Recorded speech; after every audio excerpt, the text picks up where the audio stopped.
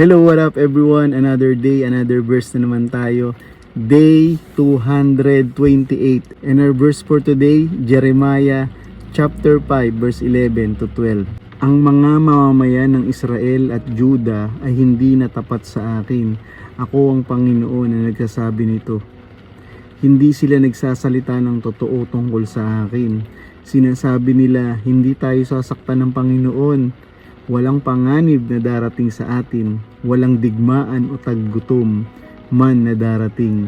Ang mga tao ng Juda ay naging masama at tinalikuran na naman nila ang Panginoon. Nawala na sila ng pagkatakot na naman sa Diyos. At the same time, hindi na sila nakikinig sa mga sinasabi ng Panginoon o kahit pa sa mga warning nito. Sa sobrang tindi ng pagkakakapit nila sa kasalanan, hindi na sila naniniwala dun sa sinasabi ng Panginoon na paghahatol sa kanila. Para sa kanila, hindi naman totoo ang sinasabi ng Diyos. Hindi gagawin ng Panginoon na saktan tayo. Kung mapapansin natin, nangyayari yun ultimo ngayon dito sa mundo natin. Dahil alam natin na sobrang mahal na mahal tayo ng Panginoon, inaabuso natin yung kanyang kabutihan. May mga nagsasabi na hindi paparusahan ng Panginoon ang mga masasama dahil daw napakabuti daw ng Panginoon. Parang naririnig ko yung kaparehas ng sinasabi ng mga tao ng Juda. Ginagamit nila yung pag-ibig ng Diyos at yung grasya niya at nagpo-focus na lang sila dun sa Diyos na mahabagin at Diyos na mapagmahal. Pero lagi rin natatandaan ang Panginoon na hindi lang Diyos ng pagmamahal, but He is also a God of justice. Maririnig natin ngayon yung nagsasabi, hindi totoo ang judgment day, hindi totoo yung mga paghukom or yung galit ng Panginoon, hindi totoo yan kasi ang Diyos ay mapagmahal. Sinasabi natin na it's okay, okay lang, everything will be okay, walang mangyayaring masama sa atin.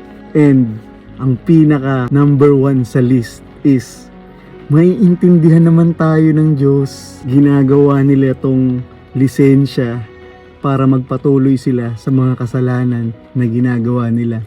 Alam ko rin yan dahil dati rin akong ganyan. Dati ko rin sinasabi na maintindihan naman ako ng Diyos, na mahal naman ako ng Diyos. Masyado ako nakacentered sa pagmamahal ng Diyos sa akin na nakalimutan ko na kung paano ba magmahal din sa Kanya. At maraming tao ngayon ang nasa ganong sitwasyon din na masyado nilang iniisip at nagpo-focus sila doon sa pagmamahal ng Panginoon sa kanila.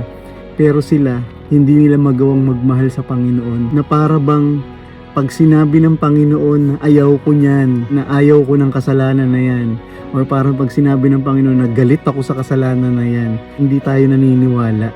So kapag nakakarinig tayo ng mga Word of God na nakakasakit sa damdamin natin, pakiramdam natin, ay binabato tayo ng mga tao. Tapos sasabihin natin na, bakit sila ganun? Di ba dapat walang condemnation? Di ba ang pagmahal ng Diyos, dapat mapagmahal din ng mga tao sa kapwa nila? Yes, mapagmahal ang Diyos, pero ayaw din ng Diyos talaga ng kasalanan. At yun ang katotohanan. So kapag nag-warning ang Panginoon tungkol sa bawat kasalanan na ginagawa natin at kung ano yung kahahantungan nito, dapat i-take natin to seriously. Dahil hindi nagbibiro ang ating Panginoong Diyos. Hindi siya nananakot lang kagaya ng iniisip natin.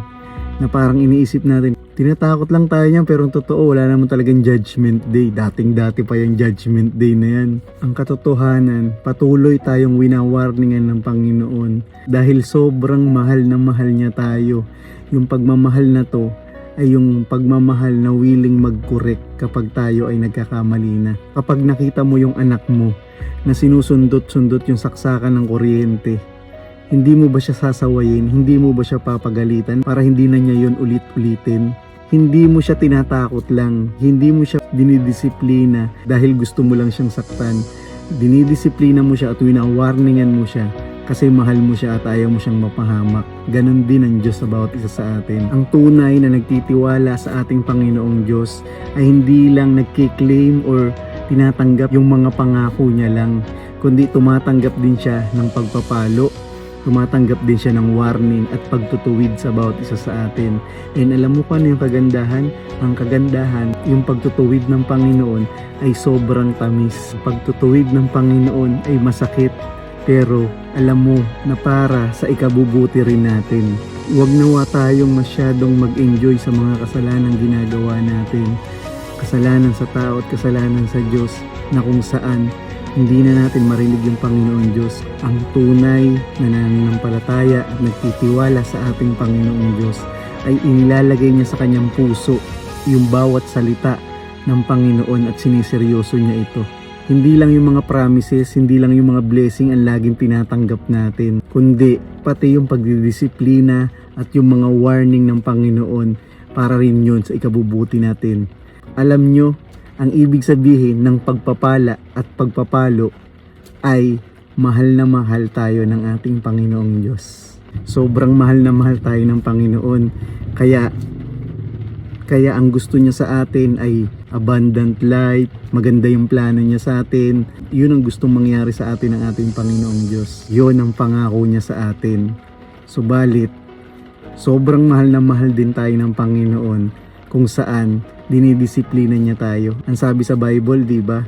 God discipline those whom He loved. Kagaya ng isang magulang sa kanyang anak, hindi niya hayaan na mapapahamak na yung anak niya, pero papabayaan lang niya.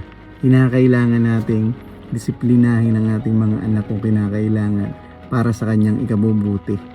God bless everyone, and nawa ay patuloy nating palaganapin ang salita ng Panginoon dito sa mundong to.